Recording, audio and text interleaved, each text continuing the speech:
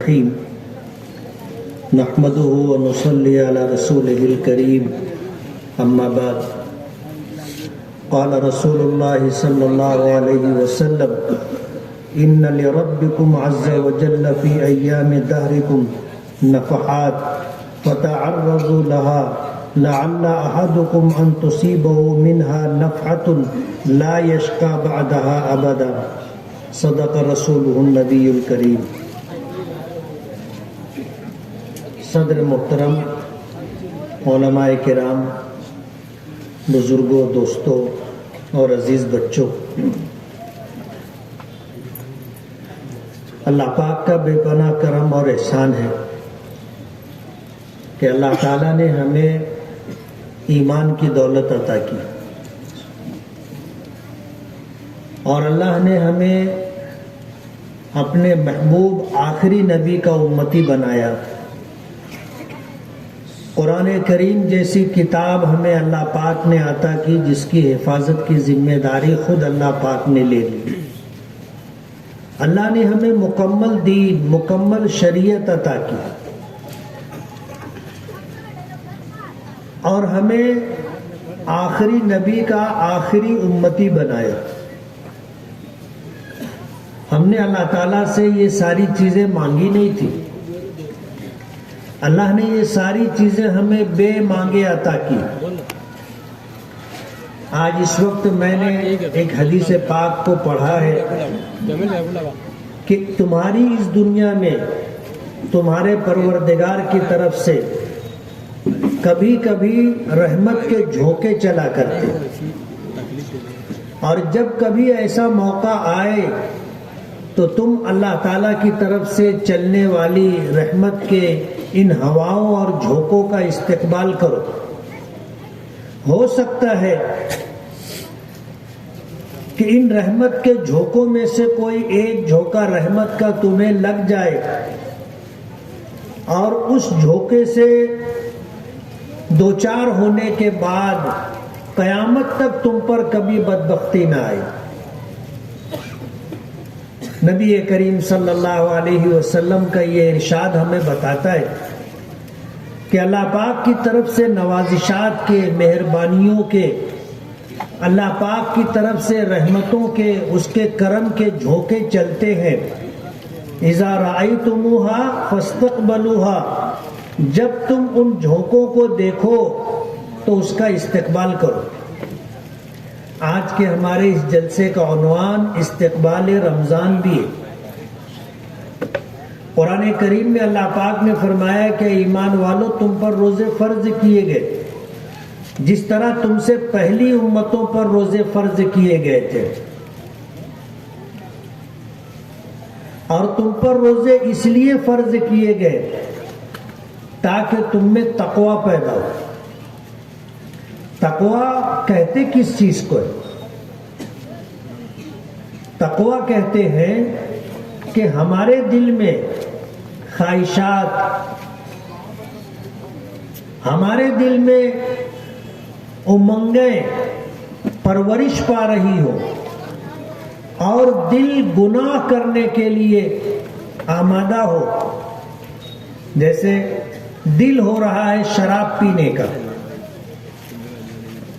جب دل میں اس طرح کا خیال آیا اور شراب پینے کی خواہش پیدا ہوئی تو ہم اپنی اس خواہش کو اس لیے دبا لیں کہ یہ میرے پروردگار کو ناراض کرنے والا کام، اللہ کی نافرمانی اور گناہوں کے کام کا داعیہ اور خواہش دل میں آئی، اور ہم نے اللہ کی محبت کے پیش نظر، اللہ کی خشیت کے پیش نظر، اللہ تعالیٰ کی عظمت، اس کے جلال کے پیش نظر ہم نے اپنی اس خواہش کو دبا لیا اور اللہ کی نافرمانی سے اپنے آپ کو روک لیا، تو یہ سمجھ لیجئے کہ یہی وہ چیز ہے جسے تقوی کہا جاتا ہے۔ رمضان المبارک کا مہینہ سر پر ہے اور چند دنوں میں انشاءاللہ ہم رمضان میں داخل ہو جائیں گے۔ رمضان المبارک کا یہ مہینہ اللہ تعالیٰ نے اپنے محبوب نبی کی آخری امت یعنی ہمیں عطا کیا۔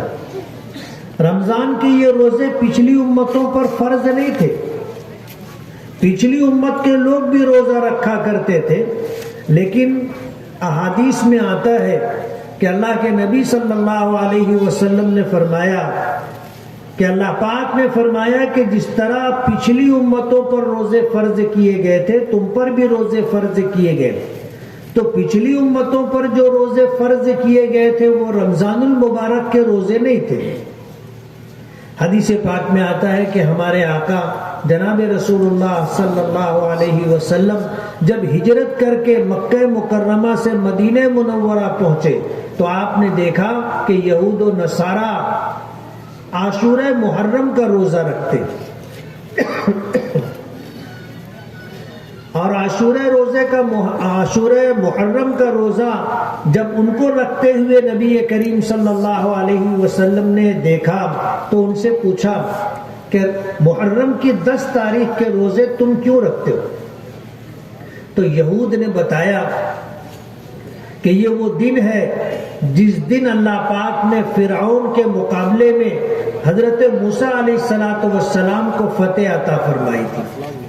یہ وہ دن ہے جس دن بنی اسرائیل کو اللہ پاک نے فرعون اور فرعونیوں کے ظلم و ستم سے نجات عطا کی تھی، اور حضرت موسیٰ علیہ السلام بنی اسرائیل کو لے کر کے مصر سے نکلے تھے تو دریائے قلزم میں اللہ پاک نے راستہ بنا دیا تھا کہ پانی دونوں طرف کھڑا ہو گیا تھا اور بیچ میں راستہ تھا۔ بنی اسرائیل حضرت موسیٰ علیہ السلام کے ساتھ اس دریا کے بیچ میں سے چل کر کے دریا پار کیے تھے، اور جب حضرت موسیٰ علیہ السلام کا لشکر دریا کے بیچ میں پہنچا تو فرعون اپنے لشکر کے ساتھ آیا، اور پھر فرعون بھی اسی راستے پر اپنے لشکر کو لے کر کے دریائے قلزم میں داخل ہو گیا۔ حضرت موسیٰ علیہ السلام اور بنی اسرائیل جب دریا پار کر گئے اور فرعون اور اس کا لشکر دریائے قلزم کے بیچ میں آ گیا تو اللہ پاک نے پانی کو پھر بہنے کا حکم دے دیا۔ دریائے قلزم کا جو پانی دونوں طرف سے پھٹ کر کے کھڑا ہو گیا تھا، پھر وہ پانی آپس میں مل گیا اور فرعون کا پورا لشکر دریائے قلزم میں غرق ہو گیا۔ اللہ نے بنی اسرائیل کو حضرت موسیٰ اور حضرت ہارون کے ساتھ نجات عطا کی تھی۔ اس کے شکرانے میں اور خوشی کے طور پر ہم عاشورہ محرم کا روزہ رکھتے۔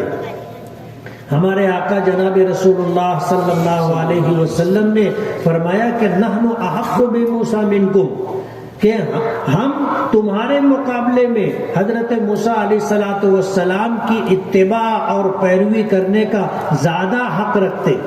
آپ نے اپنی امت کو فرمایا کہ عاشورہ محرم کا روزہ رکھو، لیکن یہود و نصارہ سے ہماری مشابہت نہ ہو، ہم چہرے مورے میں، ہم کپڑوں میں، ہم طور طریقے پر، ہم چال چلن میں ان کے مشابہ نہ ہو۔ اس لیے بنی اسرائیل ایک روزہ رکھتے تھے عاشورہ محرم کا، تو ہم 2 روزہ رکھیں گے، 9 اور 10 محرم کا یا 10 اور 11 محرم کا، کہ وہ ایک روزہ رکھتے ہیں تو ہم 2 روزہ رکھیں تاکہ ہماری ان کی مشابہت نہ ہو۔ میں آپ سے پوچھنا چاہتا ہوں کہ روزہ رکھنا کوئی گناہ کا کام تو نہیں، ایک عبادت ہے، اور ایسی عبادت ہے کہ اس امت کو بھی اللہ نے عطا کی ہے، اور پھر اللہ پاک نے یہی عبادت پچھلی امتوں کو بھی عطا کی تھی۔ تو عبادت کوئی غلط کام نہیں ہے، عبادت کوئی گناہ کی بات نہیں ہے۔ نبی کریم صلی اللہ علیہ وسلم نے یہود و نصارہ سے ہماری مشابہت عبادت میں بھی نہ ہو اس بات کو ظاہر کیا۔ حالانکہ لوگ اچھے کاموں میں ایک دوسرے کے ساتھ دینے کی اور ایک دوسرے کا طور طریقہ اختیار کرنے کی بات کرتے ہیں، اگر عقل کے پیمانے پر ہم دیکھیں تو یہ بات سمجھ میں آئے گی کہ انہوں نے روزہ رکھا تو ہم نے بھی روزہ رکھا، یہ ایک نیکی ہے، عبادت ہے، اس میں ہماری ان کی اگر مشابہت ہوتی ہے تو کوئی غلط بات نہیں ہوگی۔ لیکن نبی کریم صلی اللہ علیہ وسلم نے ہمیں یہود و نصارہ کی مشابہت اختیار کرنے سے منع کیا، چاہے یہ مشابہت عبادت ہی میں کیوں نہ ہو۔ آپ نے فرمایا کہ یہود و نصارہ ایک عاشور محرم کا روزہ رکھتے ہیں، ہم 2 روزہ رکھیں گے تاکہ ہماری ان کی مشابہت نہ ہو۔ تو پچھلی امتوں پر 1 روزہ فرض تھا عاشور محرم کا، اللہ پاک نے اس امت کو پورے رمضان المبارک کا روزہ عطا کیا۔ حضرت علی رضی اللہ تعالی عنہ کے متعلق آتا ہے، وہ فرماتے ہیں کہ اگر کسی نے رمضان المبارک کا روزہ جان بوجھ کر کے چھوڑ دیا، 1 روزہ رمضان المبارک کا جان بوجھ کر کے چھوڑ دیا، عید گزرنے کے بعد اس روزے کی قضا 1 روزے سے ہو جائے گی، 1 روزے کی قضا 1 روزے سے ہو جائے گی، لیکن رمضان کے 1 روزے کا جو اجر و ثواب ہے، اگر کوئی شخص ساری زندگی روزہ رکھے اور وہ یہ چاہے کہ مجھے رمضان کے 1 روزے کا جو ثواب ہے اس کے برابر ثواب مل جائے، تو حضرت علی فرماتے ہیں کہ ایسا نہیں ہو سکتا۔ یعنی ساری زندگی کا روزہ ایک طرف اور رمضان المبارک کا 1 روزہ ایک طرف، اتنا اجر و ثواب اللہ نے رمضان المبارک کے روزے میں رکھا ہے۔ نبی کریم صلی اللہ علیہ وسلم پر اور آپ کی امت پر اللہ پاک نے رمضان المبارک کا روزہ فرض فرمایا ایمان والو کتب علیکم الصیام، تم پر روزے فرض کیے گئے، کما کتب علی الذین من قبلکم، جس طرح روزے تم سے پہلی امتوں پر فرض کیے گئے تھے۔ ان پر 1 روزہ فرض تھا، ہم پر اللہ پاک نے رمضان المبارک کے پورے مہینے کا روزہ فرض کیا ہے۔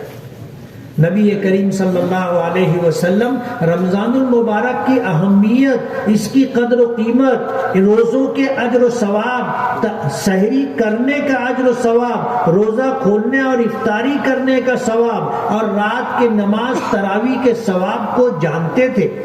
یہی وجہ ہے کہ رجب کا چاند دکھتا تھا تو نبی کریم صلی اللہ علیہ وسلم دعائیں کیا کرتے تھے کہ اللہم بارک لنا فی رجب و شعبان وبلغنا رمضان، کہ اللہ ہمارے لیے رجب اور شعبان میں برکت عطا فرما اور ہمیں رمضان المبارک تک پہنچا دے، ہم رمضان کا مبارک مہینہ پائیں اور ہم روزے رکھ کر کے اجر و ثواب حاصل کریں۔ رمضان کے مہینے میں اور رمضان کے مہینے کے روزے اور تراویح کا جو اجر و ثواب ہے اللہ کے نبی صلی اللہ علیہ وسلم جانتے تھے۔ 2 مہینہ پہلے سے آپ رمضان کے استقبال کی تیاری کیا کرتے تھے۔ علماء نے لکھا ہے، احادیث پاک میں آتا ہے کہ نبی کریم صلی اللہ علیہ وسلم رجب کے مہینے میں بھی روزہ رکھا کرتے تھے، اور جب شعبان آتا تھا تو شعبان کا پورا مہینہ روزہ رکھا کرتے تھے، شعبان کی 30ویں تاریخ کا روزہ چھوڑ دیتے تھے۔ یہ یوم الشک ہے، اس دن روزہ رکھنا منع ہے۔ رمضان کے استقبال میں رجب سے نبی کریم صلی اللہ علیہ وسلم روزہ رکھا کرتے تھے۔ رمضان کا کیا اجر و ثواب ہے ہمیں اس کا علم نہیں ہے، ہمیں پتہ نہیں ہے۔ جو جانتے تھے 2 مہینہ پہلے سے رمضان کے استقبال کی تیاری کیا کرتے تھے۔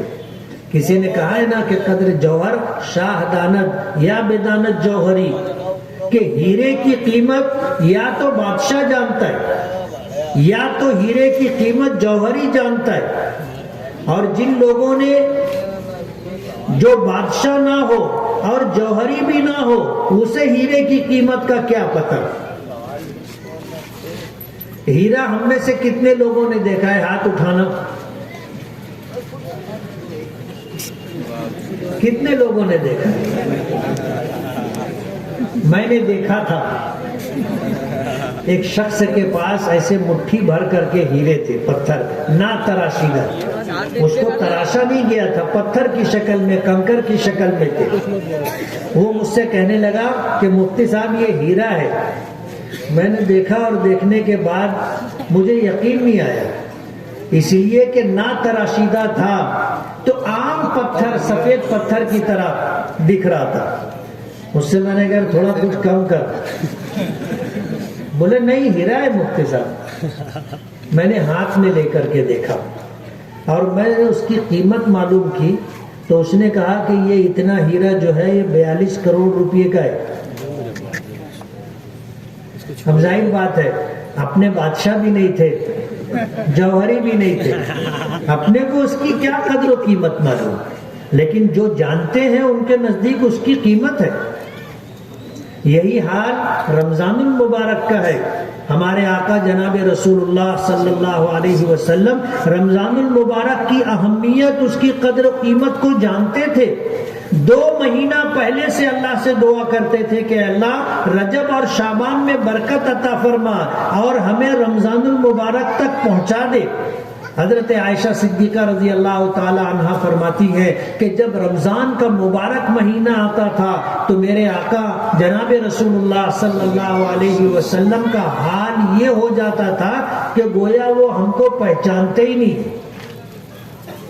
آپ اپنی تہبند اور لنگی کس لیا کرتے تھے، کمر باندھ لیا کرتے تھے، اور رمضان المبارک میں عبادات کا اس درجہ اہتمام کیا کرتے تھے کہ پورا رمضان نبی کریم صلی اللہ علیہ وسلم اس طرح گزارا کرتے تھے کہ حضرت عائشہ فرماتی ہے کہ بستر پر تشریف نہیں لاتے، بستر پر تشریف نہیں لاتے تھے، بستر پر تشریف نہیں لاتے تھے، پورے اہتمام کے ساتھ رمضان المبارک کے روزے رکھا کرتے تھے۔ نبی کریم صلی اللہ علیہ وسلم نے اپنی امت کو رمضان المبارک کی قدر کرنے کی، اس کا احترام کرنے کی تاکید فرمائی ہے۔ میں نے جو حدیث پڑھی ہے کہ تمہارے پروردگار کی طرف سے دنیا میں رحمت کے جھونکے چلا کرتے ہیں، جب کبھی تم رحمت کے ان جھونکوں کو دیکھو تو اس کا استقبال کرو، ہو سکتا ہے رحمت کا ایک جھونکا تمہارا نصیب بدل دے، اور ایک جھونکا میسر ہو جانے کے بعد کبھی تم پر بدبختی طاری نہ ہو۔ کل قیامت کے دن جب رمضان المبارک کی عبادتوں کا ثواب ہمیں ملے گا تو نبی کریم صلی اللہ علیہ وسلم فرماتے ہیں کہ میری امت یہ تمنا کرے گی کاش پورا سال رمضان ہوتا، یعنی جس طرح رمضان کے روزے فرض ہیں اسی طرح سارے سال کے روزے ہم پر رمضان کی طرح فرض ہو جاتے، تو جو اجر و ثواب ہم قیامت کے دن دیکھیں گے اس کو دیکھ کر کے یہ تمنا کریں گے کہ کاش پورا سال رمضان ہوتا۔ اللہ پاک نے اپنے محبوب نبی کے صدقے میں ہمیں مکمل دین عطا کیا، ہمیں رمضان المبارک کے پورے مہینے کے روزے عطا کیے۔ حدیث پاک میں آتا ہے کہ نبی کریم صلی اللہ علیہ وسلم نے پچھلی امتوں میں جو عبادت گزار لوگ گزرے تھے بنی اسرائیل میں، ان کا تذکرہ ایک مرتبہ آپ نے فرمایا کہ بنی اسرائیل میں ایک ایسا شخص بھی گزرا ہے جس نے 500 سال تک اللہ کی عبادت کی، پلک جھپکنے کے برابر بھی اللہ کی نافرمانی نہیں کی، بستی چھوڑ دی تھی، اور سمندر کے بیچ میں ایک جزیرہ تھا، ویران جزیرہ، وہاں جا کر کے اس نے اللہ کی عبادت کی۔ اللہ پاک نے